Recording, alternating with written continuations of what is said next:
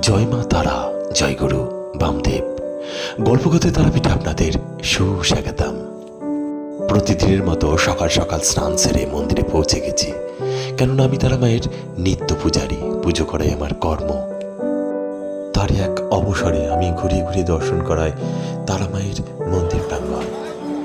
আজ শনিবার, মন্দির প্রাঙ্গণ ভক্তের ভিড়ে জমজমাট। আচ্ছা, গল্পকথায় তারাপীঠ আপনাদের কেমন লাগছে?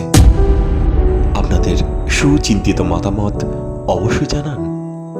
তো বন্ধুরা, চলুন এবার গর্ভগৃহে যাওয়া যাক, যেখানে আনন্দময়ী তারা মা হাস্যময়ী, সদা আনন্দময়ী।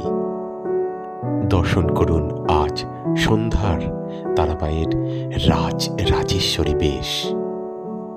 আর ভালো লাগলে লাইক করতে ভুলবেন না।